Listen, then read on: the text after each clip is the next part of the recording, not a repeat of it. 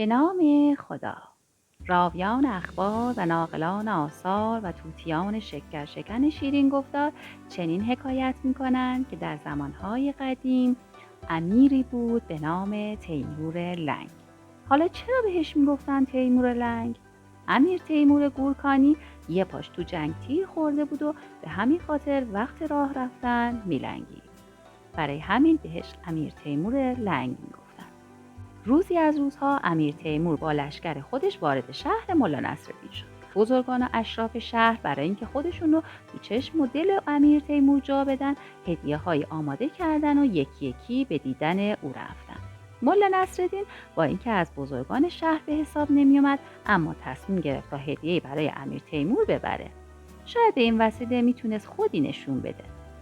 با خودش فکر کرد که چه چیزی برای امیر تیمور ببره که خیلی خوشش بیاد. بعد از پرس‌وجو فهمید که امیر تیمور آدم شکمویه و به کباب قازم خیلی علاقه داره. به بازار رفت و قاز چاق و چله خرید و به خونه آورد. اونو به زنش داد تا آماده کنه. زن ملا قازو تمیز کرد و اون رو آماده پخت کرد. تو آشپزخونه ملا نصرالدین بوی کباب پیچیده بود.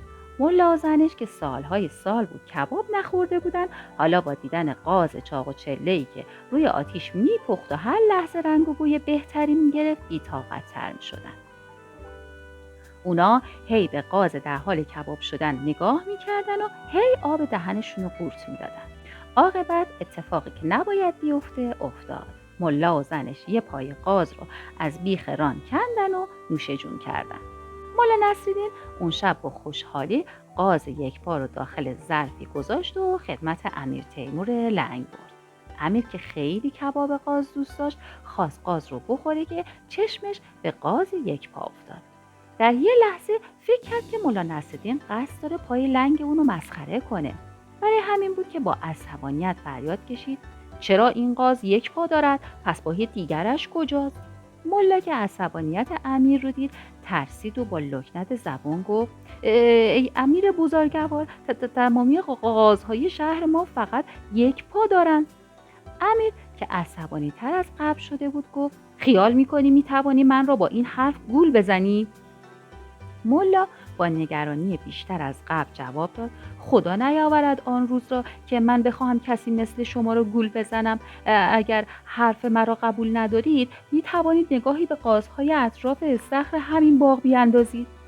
امیر تیمور از جا بلند شد و لنگون لنگون کنار یکی از پنجره ها رفت و نگاه به بیرون انداخت. قازها و اردک‌ها همگی روی یه پا ایستاده بودن و استراحت می‌کردن. او فوری برگشت و به یکی از غلاماش دستور داد تا قازها و اردک‌ها رو بترسونه و اونا رو به پرواز در بیاره. غلام دوید و از داخل باغ چوب برداشت و دنبال پرنده ها کرد. پرنده های بیچاره از سر و صدا حسابی ترسیدن و پای دیگه‌شون هم روی زمین گذاشتن و شروع به دویدن کردن. امیر تیمور که خیلی عصبانی بود سر ملا فریاد کشید: ای دروغگو، میبینی که قازها دوتا پا دارن؟ ملا نصرالدین با قیافه حق به جانب جواب داد: جناب امیر، اگر غلام شما با چوبه به این بزرگی دنبال من هم میکرد، من هم این دو پا که هیچ، دو پای دیگر هم قرض میکردم و با 4 پا فرار میکردم. این حرف ملا باعث خنده امیر تیمور شد و قاه قاه خندید و از خطای ملا گذشت. قاضی شهر ملا به رشوه‌خواری معروف بود. روزی از روزها ملا باید سندش رو پیش قاضی می‌برد تا اون رو امضا کنه. اما هرچی پیش قاضی میرفت قاضی از امضای اون سرباز میزد و ملا رو امروز و فردا میکرد. تا اینکه روزی ملا کوزه عسل برداشت و پیش قاضی رفت. قاضی با دیدن کوزه عسل به ملا خوش آمد گفت و ملا رو تو بغل گرفت و او رو حسابی تحویل گرفت. بعدم سندش رو امضا کرد. چند روز بعد مرد دیگه‌ای برای قاضی خامه هدیه آورد. قاضی دستور داد که کوزه عسل رو بیارن تا مقداری خامه و عسل بخوره. وقتی سر کوزه رو باز کرد دید که سر کوزه مقدار کمی عسله و بقیه کوزه پر از گله. حسابی عصبانی شد و منشیش رو صدا کرد و اون رو پیش ملا فرستاد. بهش گفت به ملا بگو که توی سند اشتباهی رخ داده، اون رو بفرست تا اصلاح کنه. منشی پیش ملا رفت و بهش گفت در سند شما مشکلی وجود دارد، آن را بدهید تا قاضی اصلاح کند. ملا لبخندی زد و گفت در سند مشکلی وجود ندارد، مشکل در عقل قاضی است. دوستان و همراهان عزیز، امیدوارم که از شنیدن این داستان نهایت لذت رو برده باشید.